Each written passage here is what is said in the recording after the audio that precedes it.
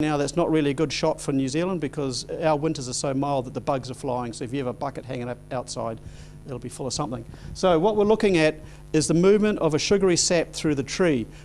Most of our trees we think of are temperate because it's at this time of year the sap's starting to move back up, and that's what people try and capture, right? So most cultures in the world tap trees for sap, and most of them drink it. It was only much later that we started to render it down and concentrate the sugar and use it as a sugar or a syrup. So most of the temperate climate, people have a spring food. Okay. Now, maple syrup is 68% sugar. Yeah. So it is not good for you, despite what they tell you. And it takes a lot of effort to get it from very little sugar on your average sap down to 68% or completely dry into sugar. There's a huge cost involved. Okay, old school.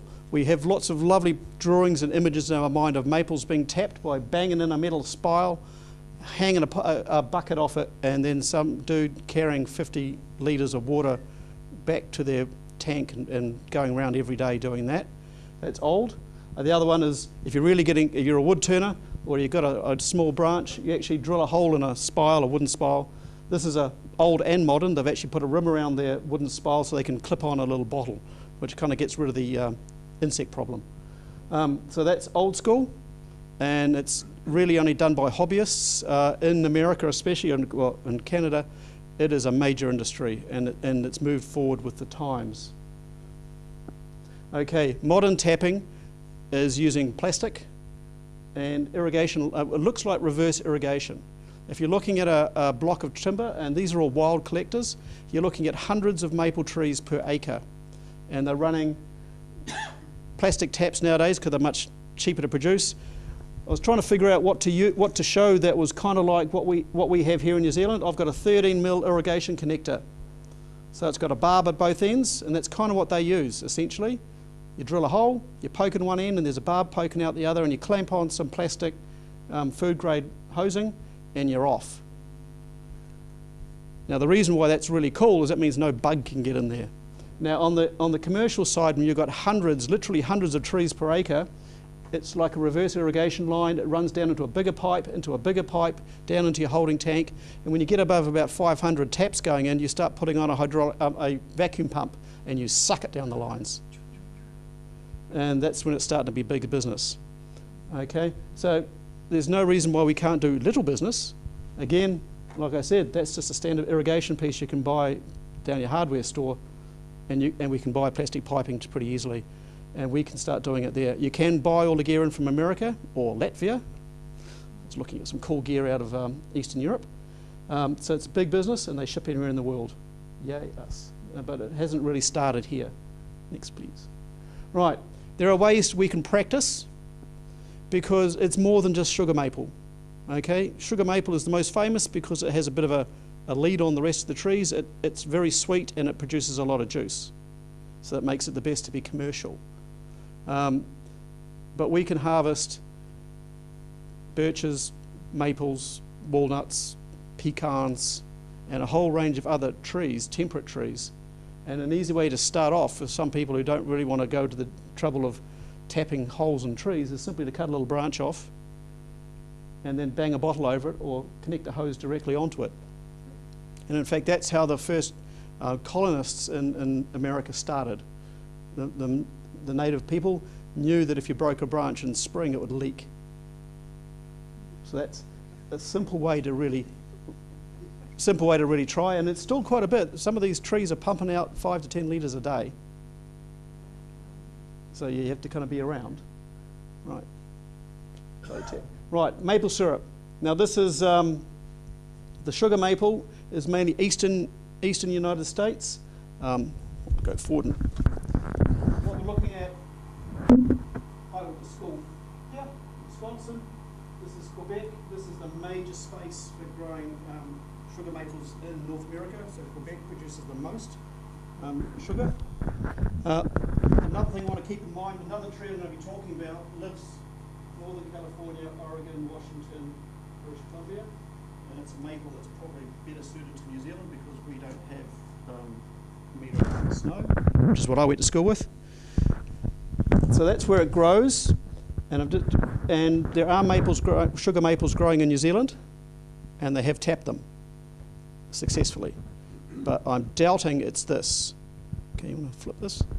Because sugar maples, the sugar is pushed through the tree not by normal sap movement, but because in winter the sap freezes in the trunk, and when it freezes it actually sucks moisture up the tree, and in daytime when it warms up above freezing, the ice unfreezes and it pushes liquid back down, and that's what they capture.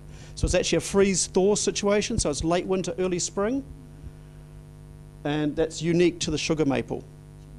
So all other sugar tapping people do is all based on that spring push, where it's natural for the sugar to be moving up the tree. Okay, but the sugar maple is a spring thing where it's freezing nights, warm days. Okay, so why I doubt that the sugar maples being tapped in New Zealand are being tapped on this basis. They're probably being tapped on a normal tree's spring response. Okay, and that moves a lot of liquid. But the thing you have to remember that the maple syrup being one of the top maple tree being one of the top sugar trees has 2% sugar. That's not a lot of sugar. So that means to make 1 litre of syrup you need 40 litres of juice. So you're talking a lot of sap that you have to render down to get you a little bit of syrup. And it used to be a hugely industry of fires burning all the time under big shallow pans, boiling it off, a lot of energy needed. The modern stuff to go with their suctioning it down the lines and now forcing it through reverse osmosis so they can get 80 to 90% of the water straight out through a filter. So actually industry has made it better. Your maple syrup today is much lighter and cleaner than the old stuff which probably had its bottom burnt after 2 or 3 days of sitting on a burning fire. Okay, next one. Right, like I said, sugar maple, 2% sugar, and the other thing that made sugar maple the most useful tree for tapping is it's made up of sucrose. Now sucrose at 138 degrees Celsius has a really high boiling point. That means when you're trying to boil off the water at 100 degrees, you're not burning the sugar. If you've got it on an open pan for 3 days trying to reduce it, the last thing you want to do is scorch it. So because maple sugar is made up of sucrose, it could handle the heat and a certain amount of nutrients and minerals and enzymes they always say is good for you. But the reality is if you ate so much sugar from the maple tree, the sugar would definitely override any goodness in the minerals. They're referring against white cane sugar, which is basically nothing but sugar, no minerals involved. Right, so up to about 35 to 50 litres of sap coming off each tap, and you start tapping at a tree that's 25 centimetres DBH, which is the diameter at breast height. If you're running down a tree and you go smack, that's the measurement point, usually downhill.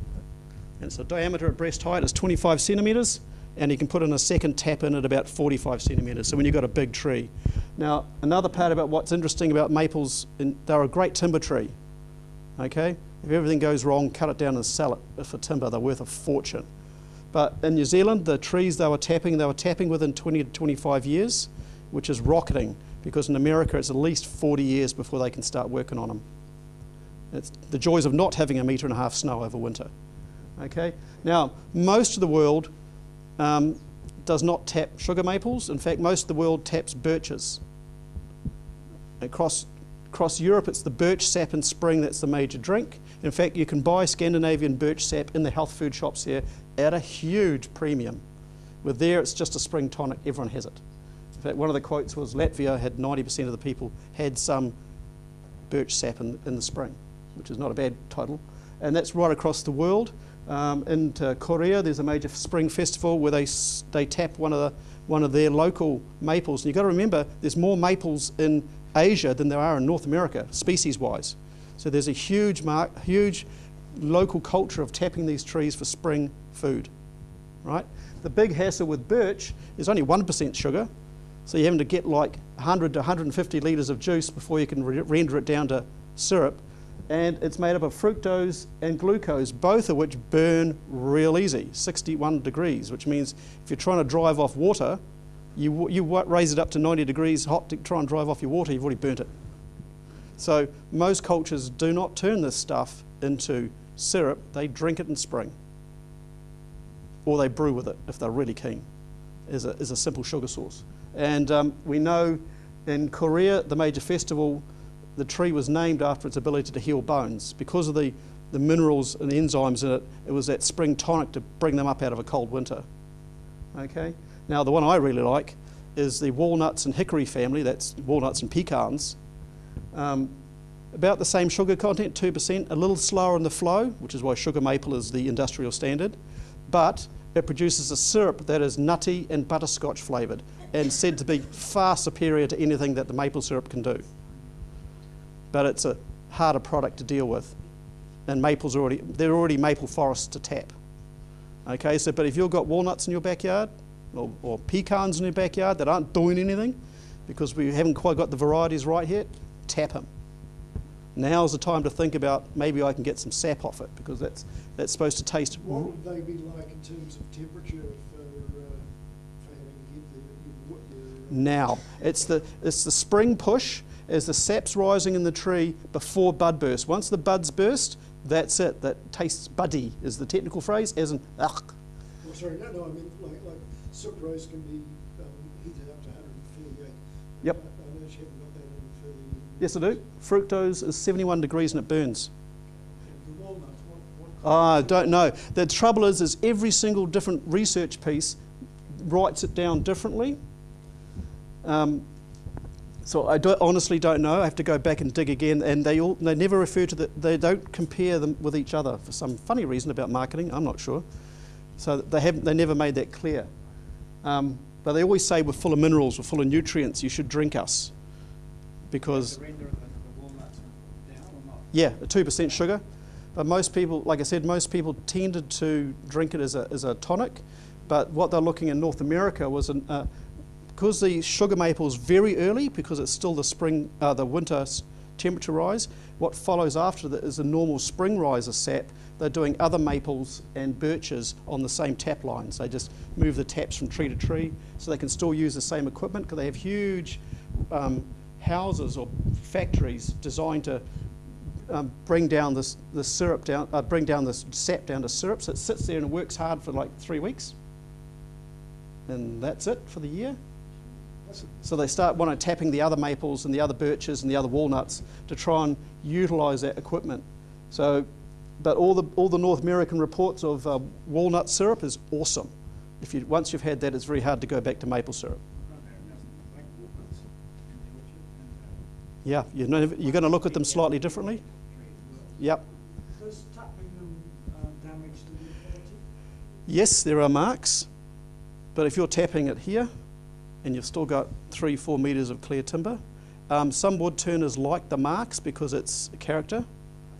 So certainly it does leave you've drilled a hole, because essentially you've tapped a hole into the tree, slightly up, so it drains out.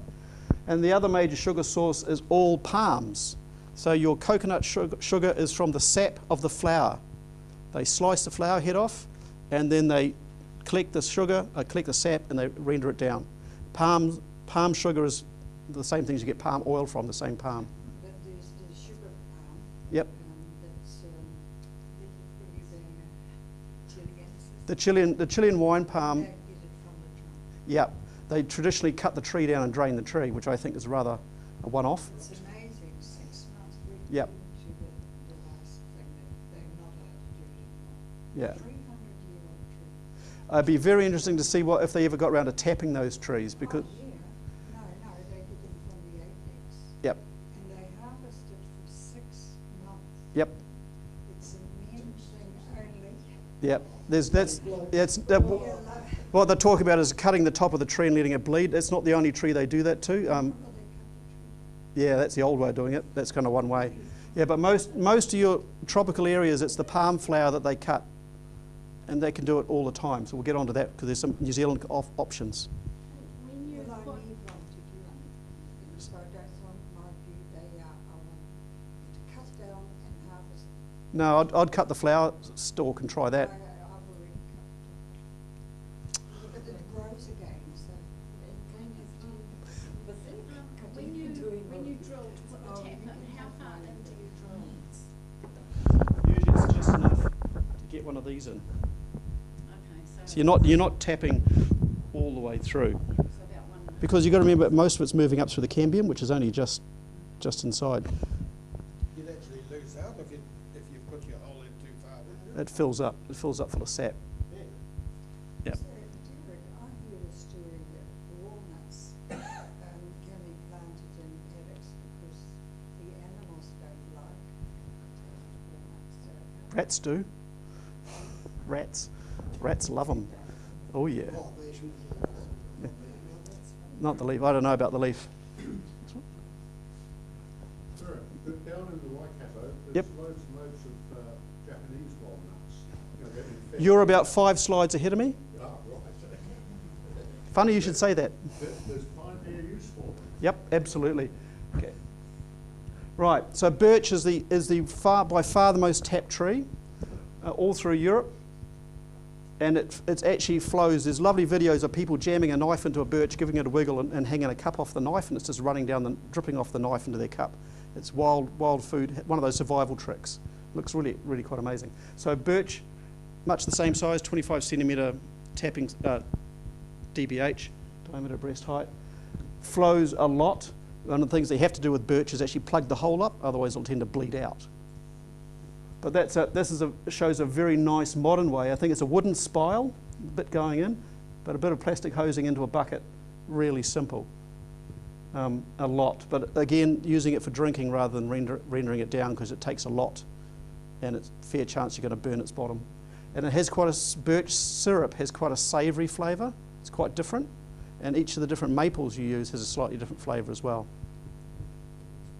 Okay. Palms. See, they cut the flower stalks off, and actually they've got bamboo over the ends of these. In the tropics, they have to change the cups twice a day because it's so warm. This whole lot starts fermenting real quick.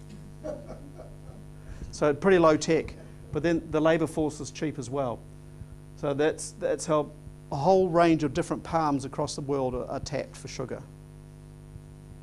Do you think you can do it with native palm? I'm a guy who grows native plants for a living for restoration purposes, so my simple answer is until we have flocks of kiruru and they become a pest, I want to grow nikau to feed the native birds. So my professional answer is not yet, but once we have so many native birds flying around that there's enough food for them all, then we could think about it. But right now we need all the food we can for our natives. No problems. Okay, there's a couple of other that fall out of the range. One is the Australian cider gum, normally grown for the foliage market. It is, according to legend, tappable for a sugary sap. And then the other half of the story says, oh my God, if it ever ferments, you're going to die, because I think most things with a eucalypt in it has a eucalypt flavour. So I think it's one of those, you can drink it, but is it palatable, is probably the way to go around it. So I know people who are growing gunny because it is called cider gum, and they thought that maybe they could get the sap out and brew with it. But all the other reports I've read from Australians who've tried that saying you've got to be joking. I have never tapped, I don't know, it's not a noted tapping tree. But there is quite a range of European deciduous trees that can be tapped. Yeah.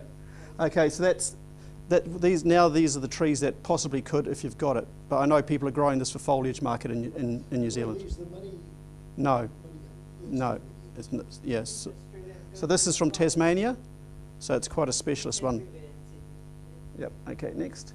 And our New Zealand entry is the tree in the front with the hammer spot marking. That's the matai, and it was tapped for a bush beer, but actually was just sap. They drilled it, drank it straight away. And also, again, because the standard flavour of most things and fruit in New Zealand is kerosene. So anyone who's tried to brew with it has reported that it was not as flavoursome as they thought it was going to be, which I think was being very polite. So this was tapped to drink straight away. But if you're willing to wait 50, 80, 120 years to something to reach a mature size enough to tap, you're a better person than me. Okay, but matai is usable. Right. There was a big matai on the Te Papakanga Regional Park, which had marks of where that had been done. Yep, it's a classic bushman's food. So Yep. it is a big old tree. Right. Got strange marks on one Yep. side. The taps. Okay, I'm just going to go through the 4 sets of plants I think are going to be useful for us here in New Zealand. The maples, of course, sugar maple, it's already being tapped down in Motueka, and that they were tapping within 20 years, which blew the Americans away because 40 years minimum. And most American and Canadian trees are wild.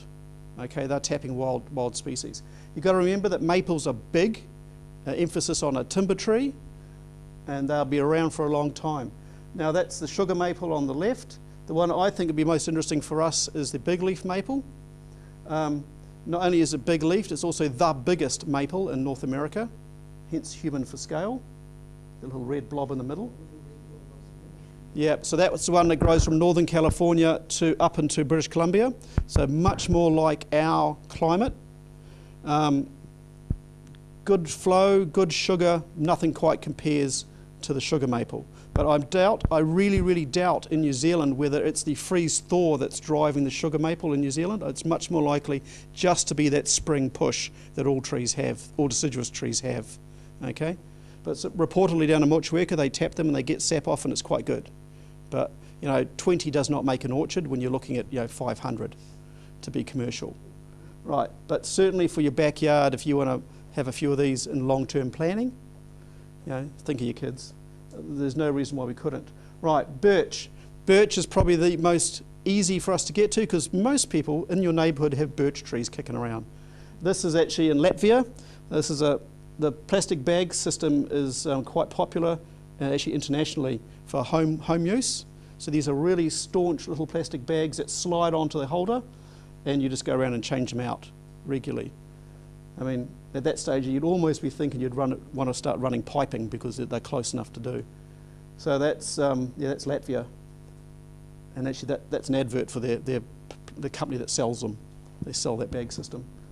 Okay, birches, really good spring tonic. That's where you've got to start changing your mind to not maple syrup, but actually for a drink for us to have in spring. Go check out the price of the Scandinavian birch syrup. Birch water in the health shop, you'll be horrified. You'll think Moet champagne's expensive, but what people pay for something that these guys think is common, right? And the next one is walnuts. Now, do you recognise the plant on the right, sir? The one on the right is the Japanese walnut. It is actually a weed species in Auckland. The nuts are water transportable. Where I work down our creek, we have Japanese walnuts popping up along the creek. So we're definitely, Sam and I are eyeing these trees up to tap them. What a way to do pest control. We won't be bothering with 25 centimetre diameter. We're going to tap these babies when they're small, and if they die, well, that was good pest control. But the other one on the left, that's your standard European walnut. There's no reason why we can't be tapping these beasties. One tap won't hurt the tree. What's the Japanese walnut? Is it the central? No, it's from Japan. It can handle snow. Yeah, absolutely. It's used in North America because it can handle the snow, and this is one of here it just loves our mild-mannered climate and just goes for it.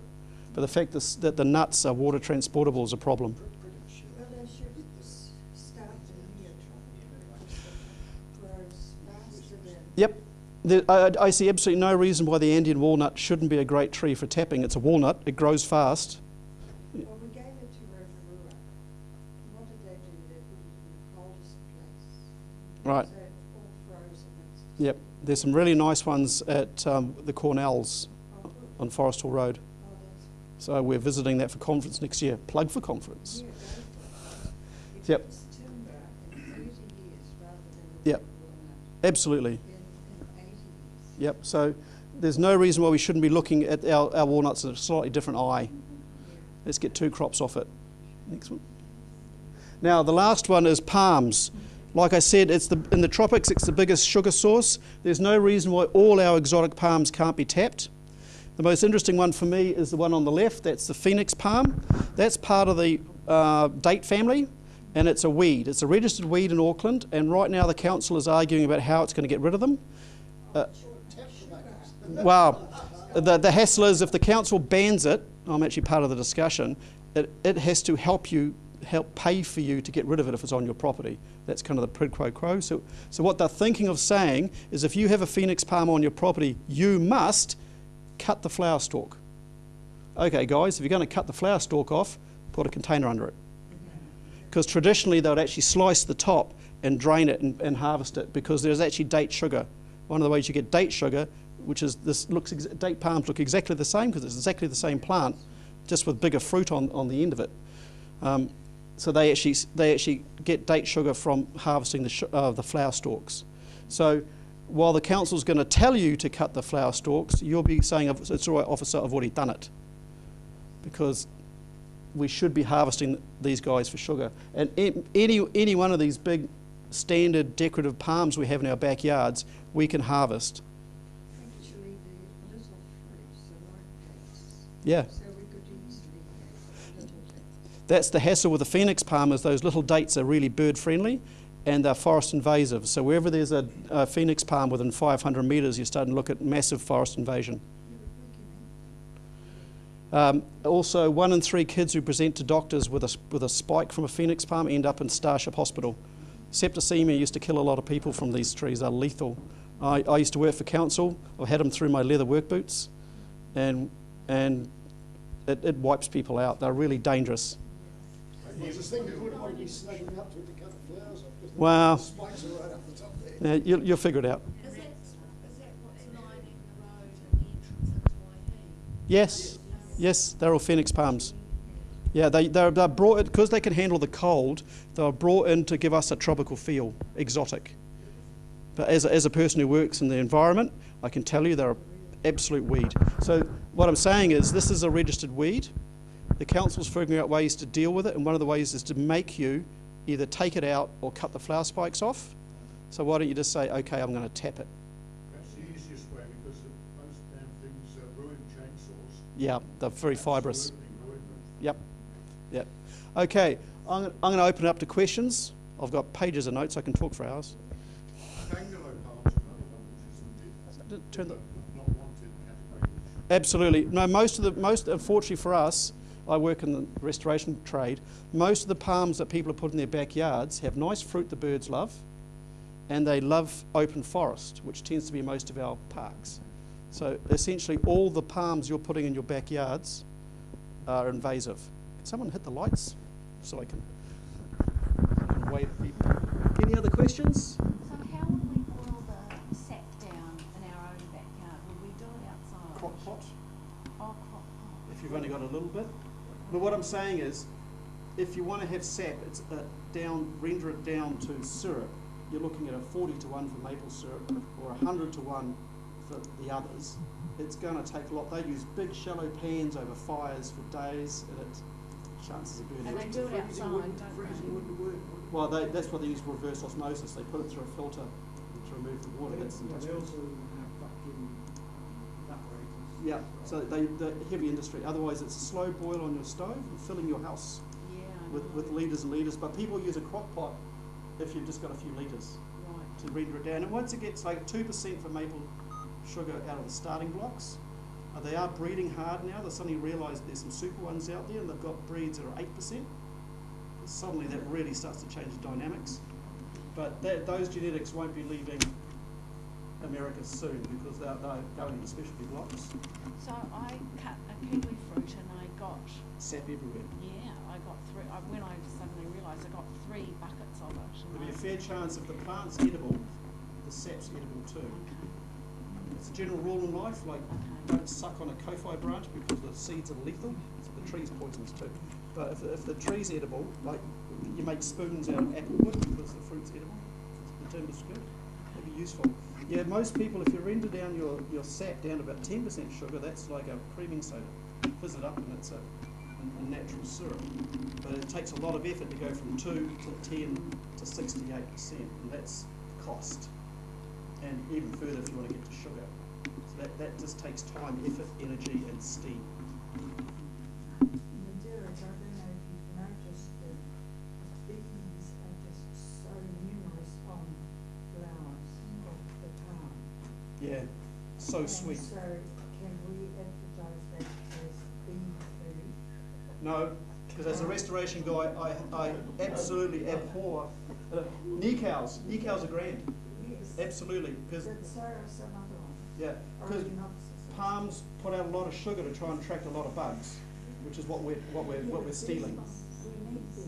We need honey, don't But most of the palms we're being sold today are forest invasive, so that's a whole different we? conversation that That's I'll not true. let me take you for a walk. Our forest has got an immune system and they don't like foreign plants. We breed them. Not okay. I can It's the take same you as 500 metres from where my office is, and bungalow palms, phoenix palm seedlings are coming Is through there the a forest. clearing? It's only when there's a clearing. Well, unfortunately for us, most of our parks are very small with lots of edge, and light penetrates 50 to 100 metres into edge. So if you've got a park that has to be deeper than 100 to 200 metres deep before those guys have a hard time. And most of our parks around here are all cut over forest, they're all regrowing, and there's enough light that all the palms have a shot at growing.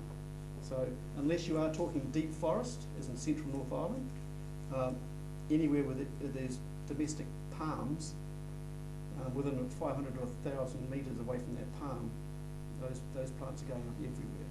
And not just in bush blocks, but in corners of backyards and everything. So, sorry, off topic.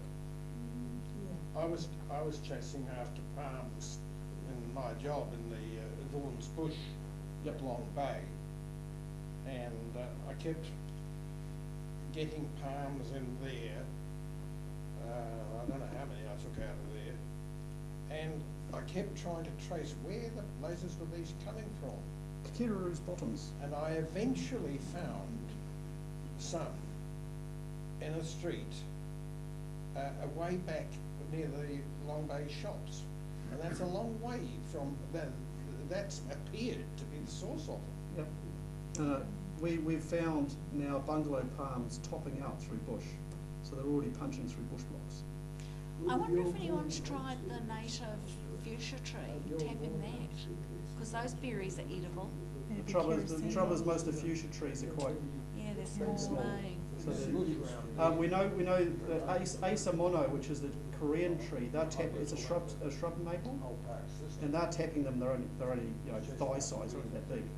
So the Koreans are hitting small trees, but we know that if you're trying to drain off 50 litres of juice out of a tree, a little small one's not going to hack it. And right now in Auckland, there's not enough fuchsias. The possums have taken them out. So let's get back to where we were before we start Ruining them. tapping the natives hard. Just from a food perspective as well, a lot of the sap has inulin in it, which is a prebiotic which feeds the healthy flora in your gut. But if you start drinking it and you find you get a stomach upset, it's usually because your gut flora is starting to readjust itself, so you're probably going to evacuate quite a lot of nasty stuff. So if you're going to drink it, just have the awareness that you're going to have that going on. Yeah. It's coconut syrup or coconut sugar is noted having lots of inulin. Yeah, but It they all seems a do good to thing. varying degrees. Because it moderates the sugar intake into the body, so it actually slows it down. So people say, oh, I can eat more sugar because I've had coconut sugar. It's all sugar. Just for a long period. Okay. Have I stunned you? Ooh, not quite. Palms would be just like a growth that helps with all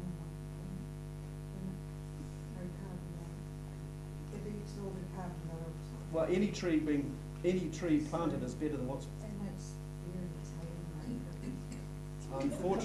Unfortunately, most of the foreign palms are far more aggressive in their growing style than Nikau, which is our own one. So we'd rather grow the local. Yeah, of course. That's my job. That's what I do for a living. Yeah, Oh yeah. Right, everybody get out your tickets. I could have had the maple syrup recipes as well, but Derek's talk is actually going to be in the New Zealand Gardener in August. 92. I didn't draw. Sorry, darling. Green 92. You, sir, have a choice of whatever one of the yellow in the yellow container. And a round of applause for Derek.